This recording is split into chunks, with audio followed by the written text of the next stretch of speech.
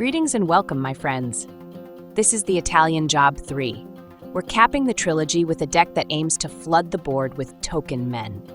We have a lot of our usual tricks, including ramp, life gain, and being able to reuse any cards in our grave. We do have some defensive measures to stay in the game even when the opponent tries to drag our life total down with men.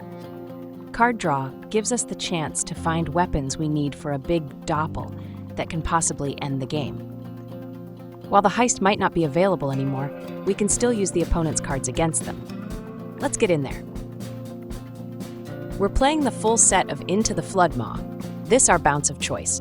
We'll keep men off the board in the early turns to delay the opponent while we build up our board or dig for cards. It can bounce non-land permanents as well if we gift the opponent some sushi. Stormchaser's talent is huge in the deck as it lets us get back any instant or sorcery in our grave when we level it up. It's a great way to reuse card draw, ramp, or even our key card, the Doppel. Taking it up to level 3 is expensive, but under the right circumstances can get us an endless amount of otter tokens to take down the opponent's life total. Auroral Procession has been huge in every version that we kept the 3 copies here as well. It can get us any card back from the grave at instant speed and for only 2 mana. Why stock up once when you can do it twice? Or get back a passage to play it again to fix our colors. The possibilities are endless, as is our determination to build up our board for our next card. Doppelgang is the key. With it, we can unlock a world of possibilities. The goal is to use the Doppel to make multiple copies of the Space Tapeworm, but unfortunately, in practice, that hasn't really worked out. Which is fine, since with the power of Doppel, we are capable of making copies of any permanent and using the copies to defeat opponents. In some cases, making a pile of our deserts is enough to take down the opponent, but we can also copy their cards and give them a taste of their own medicine, but with more copies. Stock up is our card draw. It gives us the best 2 cards out of the top 5 of our deck, so it's more like excellent card selection. Early on, it can help us find cards we need, and later in the game, it can snag a Doppel to help give us the W.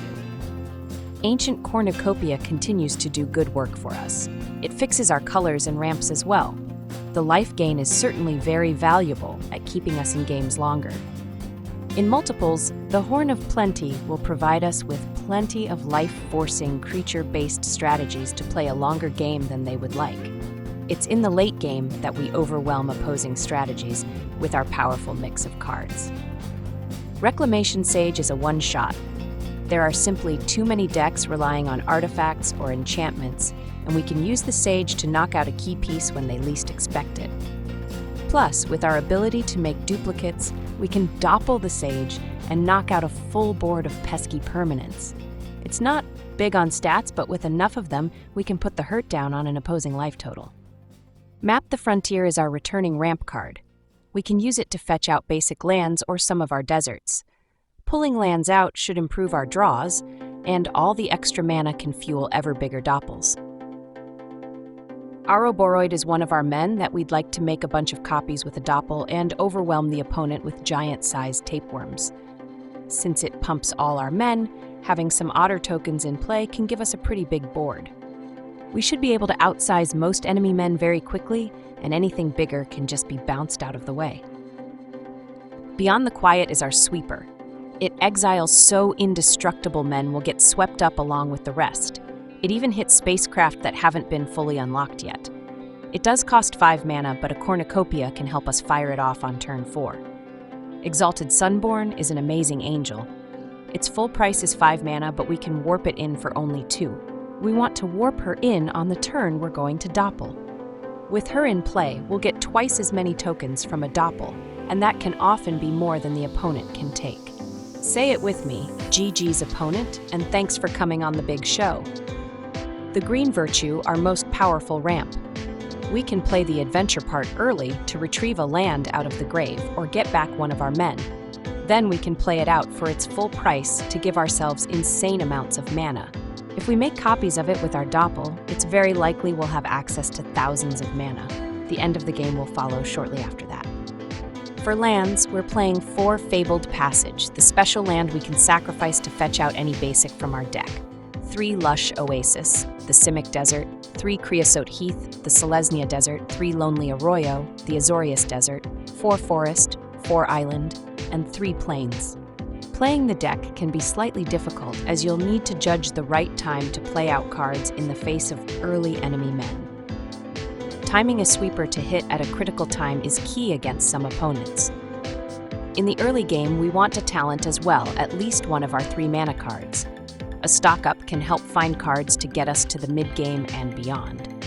Try to hold on until there's enough mana for a doppel of 3 or more, but if under serious pressure, a doppel for 2 is worth it if it saves you the game. The late game is where we thrive. By then we should have plenty of mana to fire off big effects like warping in a Sunborn, then firing off a doppel. That's the deck, boys. Let's go play some games. Do you want to play a game? This is Plat. He's known for his long hair and his love of his boob armor. Nice, bro. Very nice. We're kicking things off with a 3-lander that's on the slower side. We do have a stock up plus a procession to get it back if we want. We'll give it a shot. Keep your pants. Plat mulls down to 5. He is in love with the shuffler right now.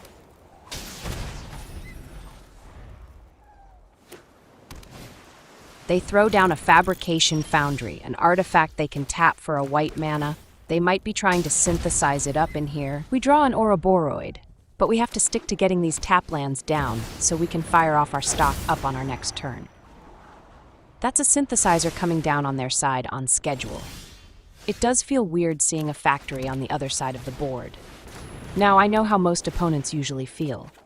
We hyped up the stock up, but this turn we'll go with Spelunking. It'll make our lands enter untapped for the extra mana boost. This is a slightly older variation that was trying to make Spelunking work. In the end, the bounce from Into the Flood Maw proved to be better at keeping us in games. They play out a Riptide Gear Hulk, and it looks like we'll be losing our Spelunking, and they're about to get their first Robot Overlord. Given what they've played out, I think we have to ramp towards Doppel mana, so this turn our Frontier will be up. On our next turn, we'll have enough to doppel for 2.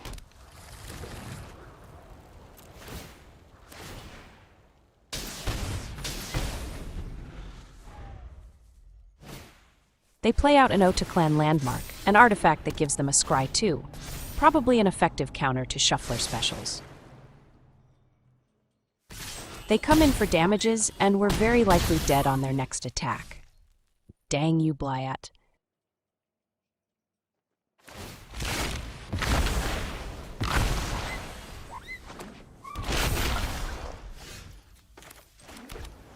Or at least we would be dead if we didn't have the power to doppel for 2. Let's fire it off, and we'll copy their Synthesizer and their Gear Hulk.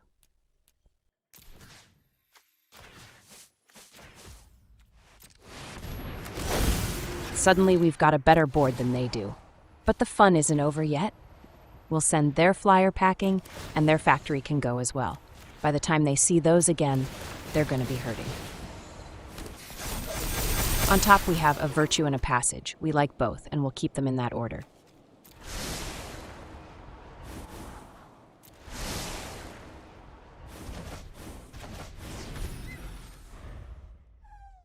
We out-synthesized a Synthesizer deck, and they skip town, probably won't be seen again.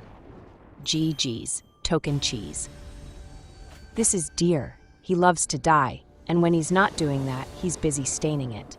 We get the ever-amazing Shuffler special. We have a pair of Bounce to help us out early if we need them, and a Cornucopia if we can get a 3rd land. After that, the Frontier will break us out. Keep your hopes up.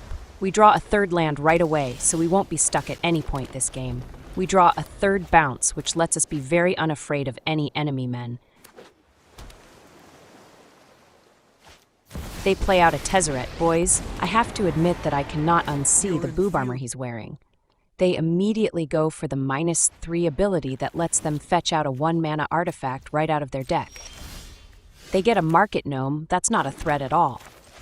We draw a talent, but first we'll get the Horn of Plenty down, then we can follow up with the talent.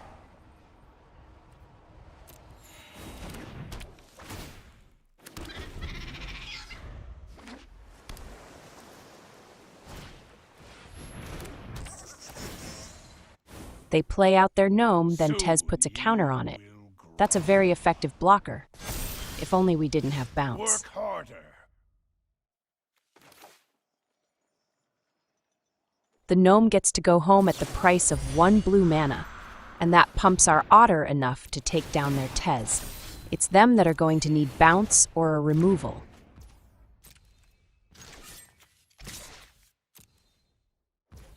Apparently they don't have anything, and their planeswalker goes down without a fight.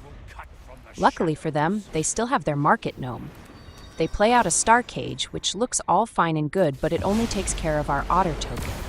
3 mana and a card to take out a token. Very nice, bro. We can finally get down to business and fire off a frontier. They had the mana advantage, but this will let us catch up. We need some white mana, so we'll grab a Heath and an Arroyo. These lands also give us more green and blue to keep pressing forward.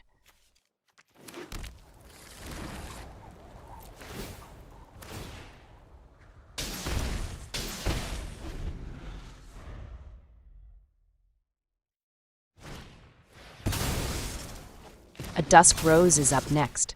They'll bin their star cage to be able to get it down. And they use it to snipe our Cornucopia. They follow up with a Voyage Home for a fresh set of 3 cards. The life gain really doesn't matter to us. We draw a stock up, and we'll fire it off. Out of these, I think I like taking some lands. With them offering up 0 pressure, we can take the time to set up our board, and more lands right now is better than more bounce and the tapeworm. They fire off a Battlefront. Is this another Synthesizer deck we've encountered? They pull a Snare and a Vacuum off the top. That's not all that impressive. The Snare has no choice but to take our talent. They follow up with another Voyage Home. Synthesizer decks do need some card draw, but I'm not sure if that's the answer.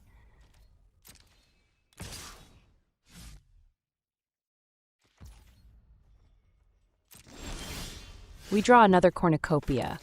I'm sure it'll end up under a removal, but we'll go for it anyways.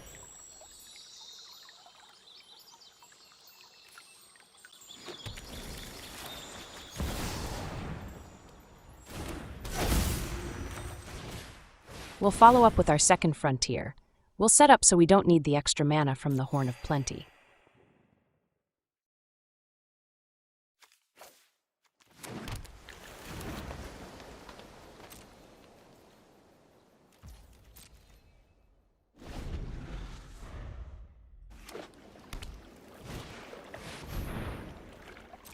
They go with another Battlefront, and they score a clay-fired bricks. That's likely what they're pooping right now.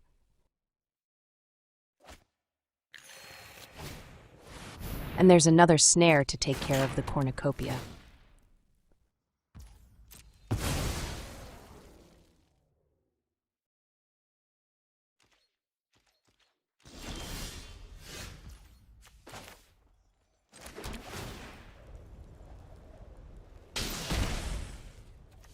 We'll fire off the adventure part of the Virtue. I honestly had forgotten they had a Vacuum. Who plays that in Synthesizer anyways? This guy does, apparently.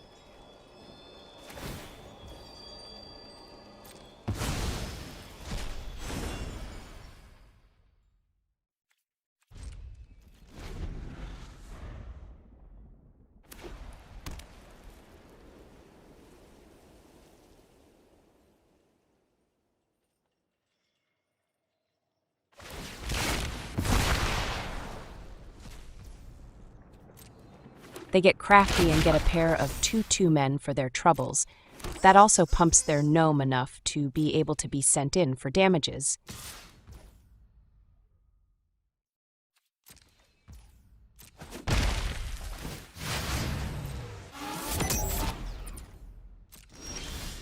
We draw one of our sweepers, and that will be our play.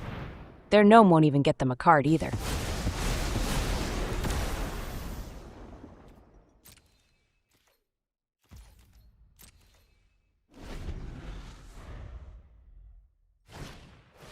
They get more bricks. That's all good. Keep bricking, bro.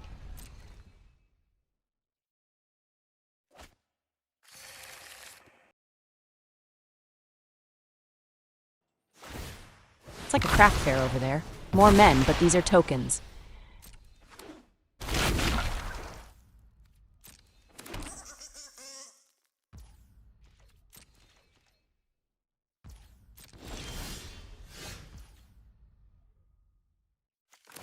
We'll play out one of our Sunborn. We're fine trading blows if that's what it comes to.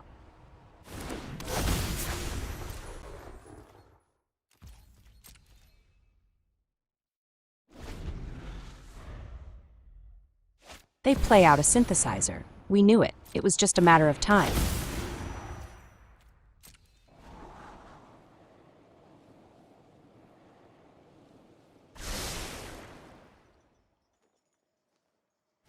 They go for a hover ship, but we'll use our bounce to send their factory back to hand to avoid them getting a robot overlord. Sure, they'll be able to play it again right away, but the real damages will be delayed.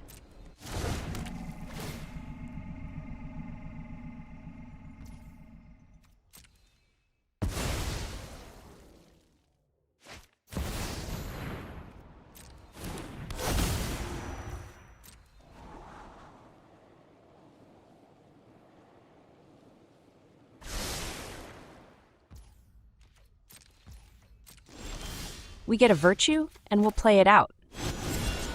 We don't have more cards to take advantage of the extra mana, so no need to tap our non-basics first.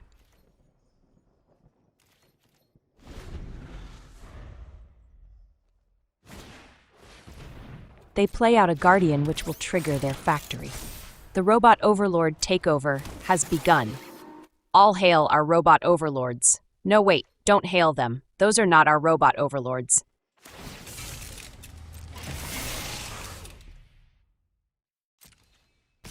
They send the team. Everyone who can go is going. I did think about saving ourselves some pain and bouncing the hover ship, but we'll eliminate their Robot Overlord instead.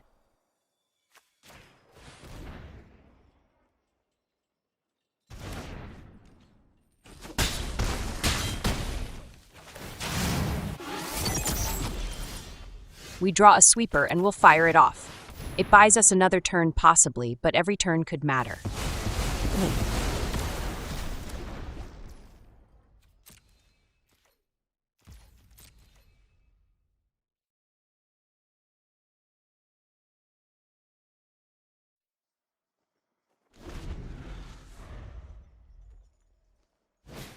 They drop in another gnome, and follow up with a hover ship.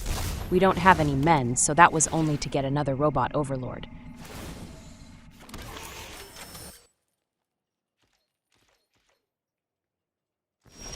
We'll be able to buy ourselves another turn. They're struggling to keep generating AI men, so we might be lucky if they've run out of ammo.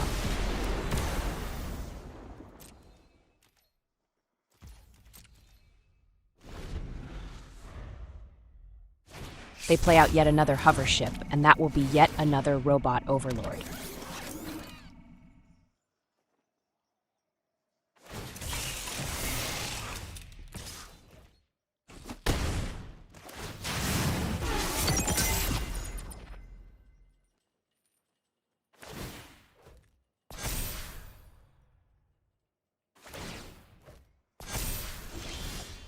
We draw a stock up, and thanks to our Virtue, all we need is one island to fire it off.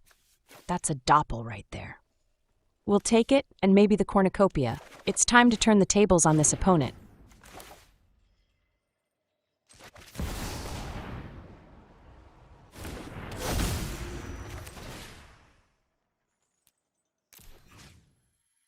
We'll copy their factory. A snare. Our Horn of Plenty.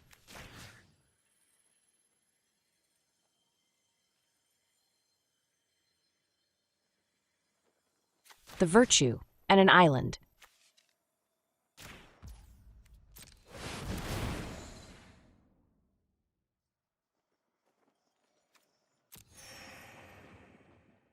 It goes through, smooth as butter.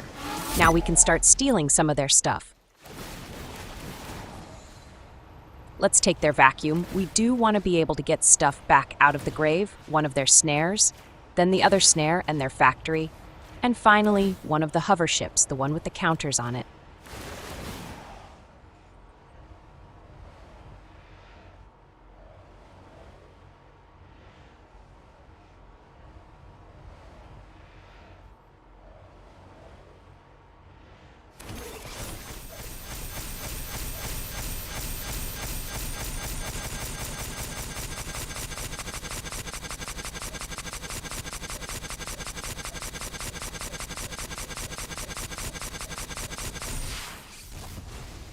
What are the chances they'll concede now that we've out-synthesized their synthesizer deck?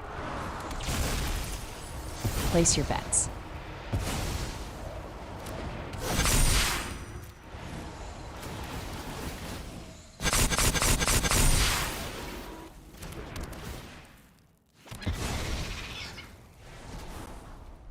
All these looks are going to make me dizzy.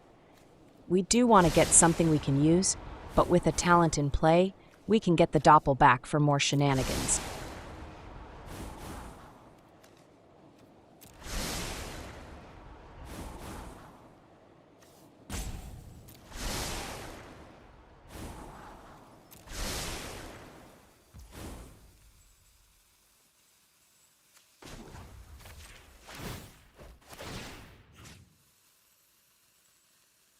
We'll get our Doppel back from the grave, and we have plenty of mana to fire it off again.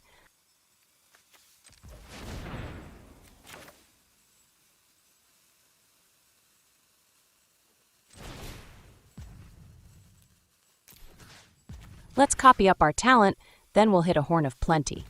I'm not trying to delay here. The game isn't letting me select the Cornucopia.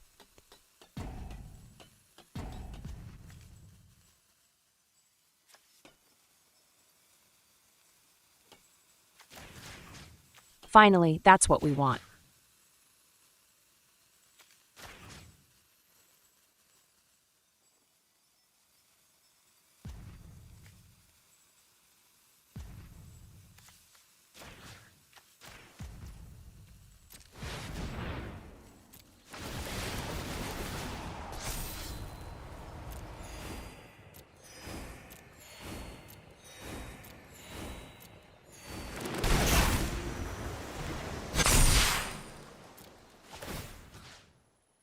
We'll strip them of their permanence, which is exactly what they were doing to us.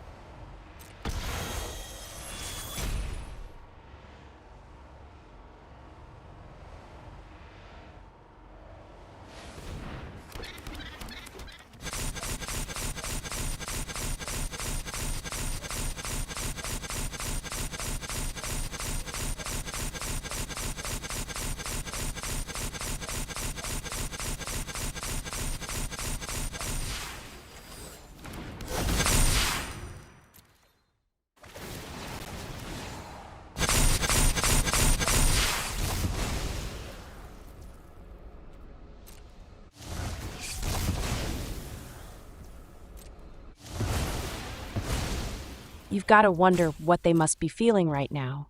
A healthy board disappeared on them, and they're left with only lands. Let's play the world's tiniest violin for them. Revenge tastes like the tables have been turned.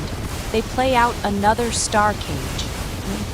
I had hoped to attack them with the army of robot overlords, but if we have to take them down a different way, we'll take them down a different way.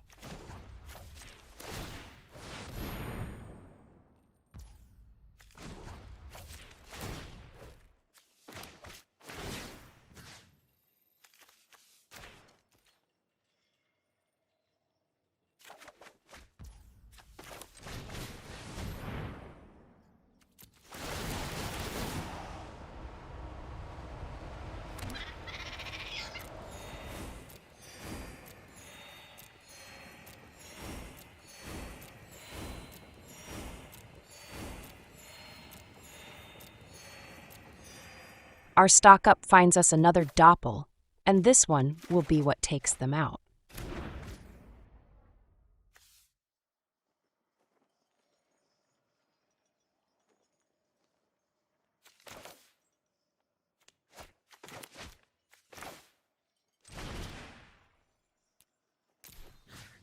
We go to Doppel for 5, but that won't be enough. Let's back out and redo it.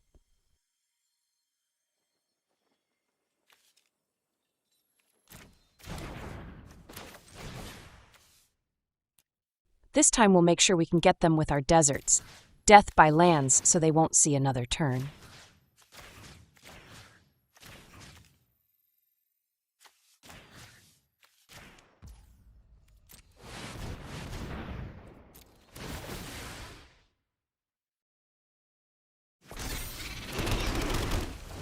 Arena is crunching the numbers and trying to digest everything that's happened.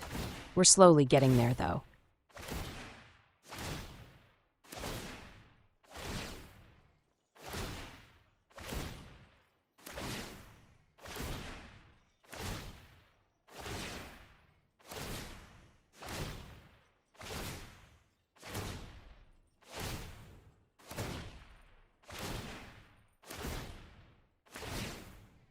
Bro poops it and scoops it as soon as he sees he is in for more damage than he has life. GG's. Extra token cheese.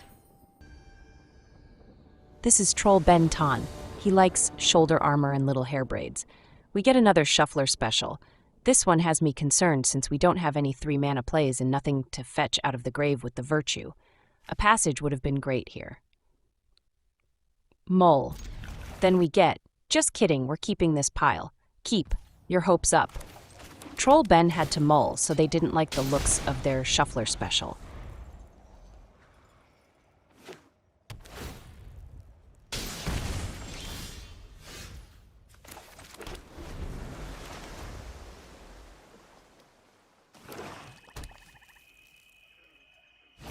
They play out a Witch, one of the hallmarks of a Sephiroth deck.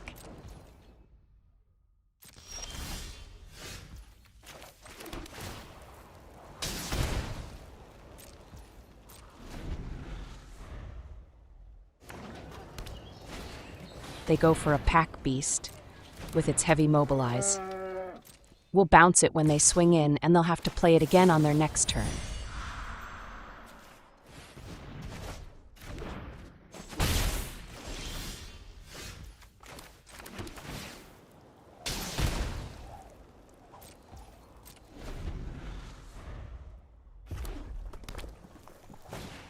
They do play it again. That's cool that it's that important to them. They follow up with a Devotee, and that's when we'll bounce the Pack Beast again.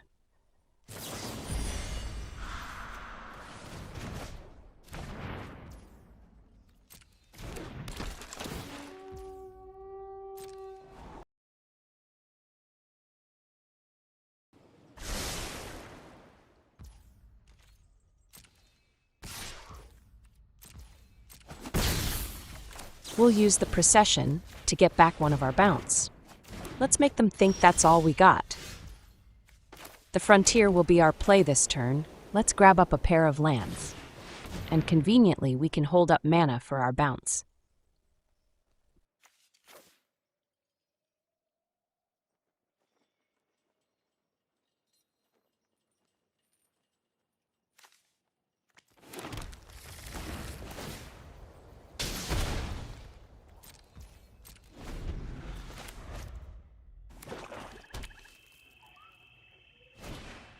Here comes their Pack Beast, yet again.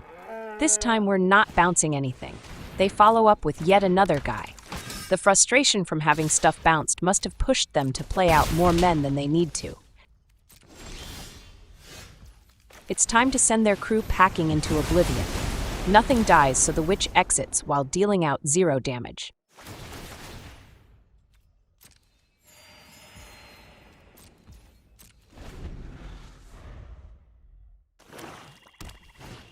They play out an Alesha, but will bounce it back to their hand at the end of their turn. They can play it again next time. We're planning on dropping the Virtue, and we might not have the mana for the bounce.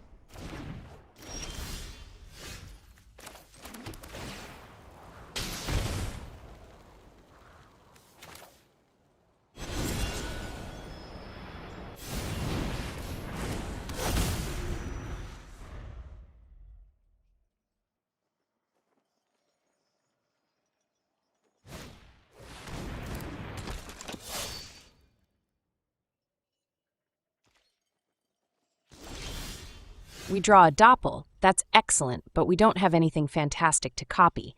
That is legendary, so it's not worth the effort to copy it. Nothing in our grave that can draw us more cards either.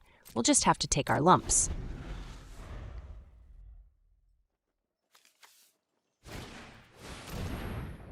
They play out another pack beast. They sure love those things.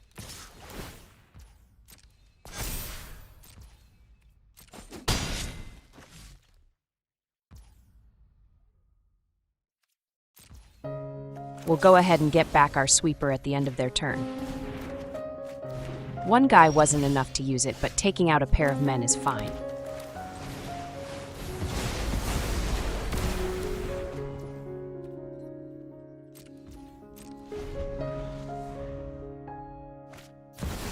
That's their star player, Sephiroth and his magic pants. We draw a talent and we've unlocked a huge part of our deck. Let's play it out, and then we have to count up how big of a Doppel we can fire off.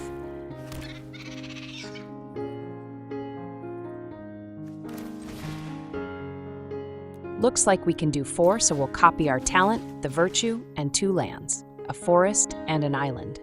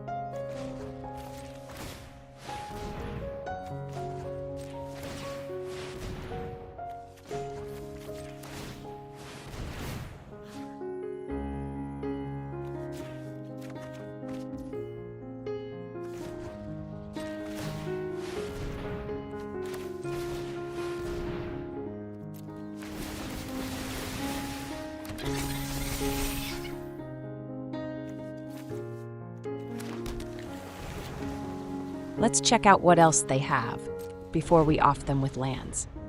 What makes their Sephiroth better than everyone else?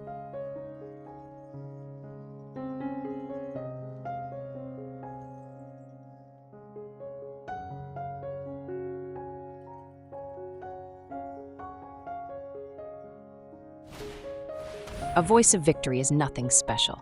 We've seen it before. A super void, that's new. It won't work against us, but I can see it putting in some work against other creature-based decks.